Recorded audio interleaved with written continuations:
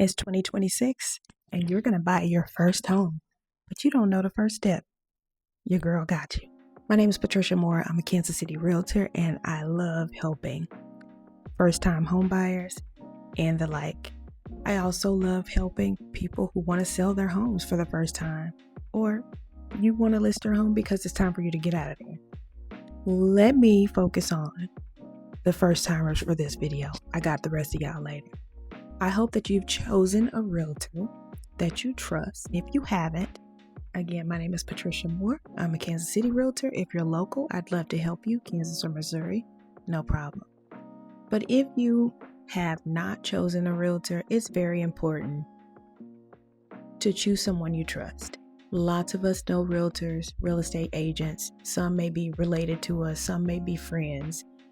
It is important to be honest with the person that you're going to be working with to get this deal done. If you feel comfortable being honest with them, great. If you don't, you need to pick a different realtor. Your realtor is going to connect you with a lender if you don't already have one. A lot of us know local lenders who get the job done. They can guide you during this whole process. They are going to be really important for getting you to the closing table. You need a lender who's going to answer your calls, answer your questions, and be informative along the way, because this is your first time and the biggest purchase of your life. Earnest money deposit. When I was buying my first home, I'd never heard of an earnest money deposit.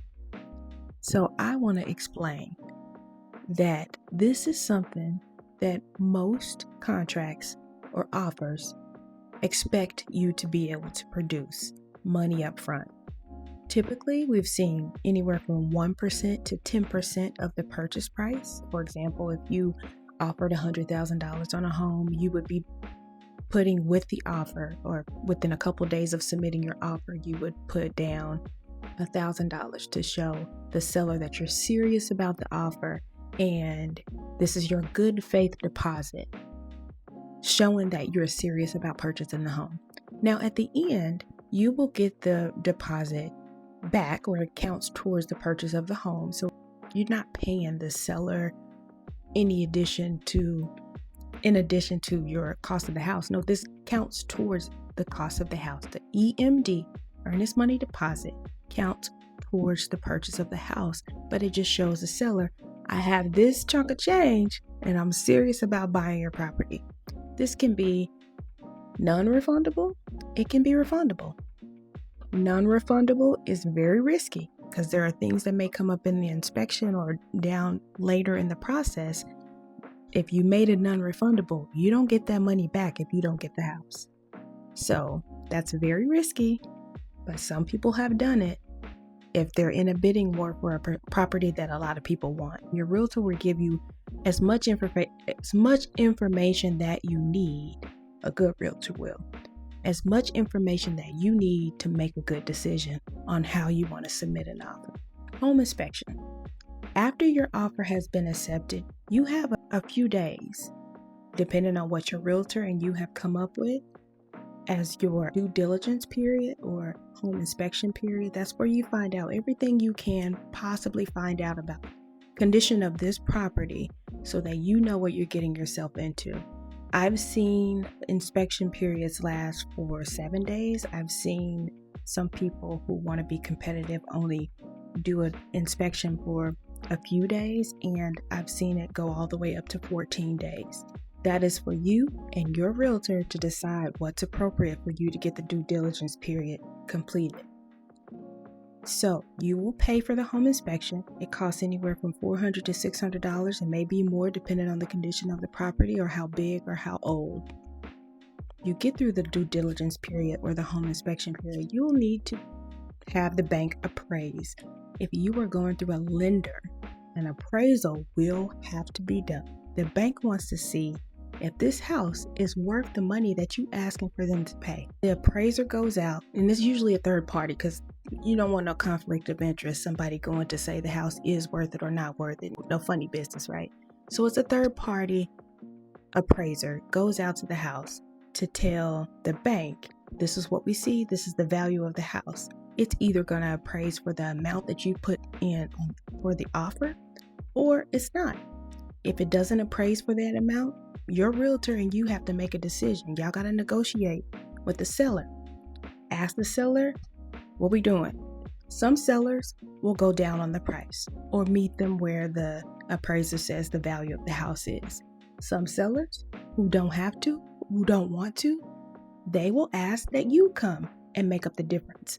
For example, if you offered $100,000 on the house, the inspector or the appraiser goes out and says, no, this house is only worth $90,000.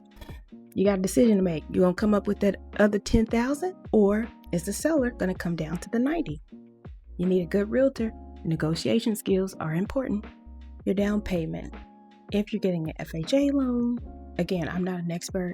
You need to rely on your lender or whoever is providing the mortgage loan for you to explain these things. Now, your down payment can be anywhere from 3.5% if you have an FHA loan, or if you are getting some type of down payment assistance with your lender being the one to explain that to you. That's going to be listed in the statement, and you will know ahead of time what you need to bring to the closing table. So you need to have some money saved up. You need to have some money in some savings accounts or somewhere that the bank can verify that you have funds enough to pay a down payment. Closing costs. Going to include your payment towards your agent if you haven't negotiated, because your payment for an agent or realtor representing you is a part of negotiations now. And back in the day, people expected the sellers to pay for the buyer's agent. Those days are different now. Your realtor will either be paid by you or the seller. It's a point of negotiation. So get you a strong realtor to negotiate the cost. But in the closing costs, if you have negotiated that the seller is going to pay for your agent, that's going to be a relief for you. But also in the closing costs is the cost of how much it costs to give you the money. So you might see it as a loan origination fee. Your lender is going to explain that. But a closing cost includes the cost of the loan origination fees or any other fees that it took to make this loan happen to get you to the closing table. So let's run it all down. Earnest money deposit, home inspection, appraisal fee, down payment, closing costs.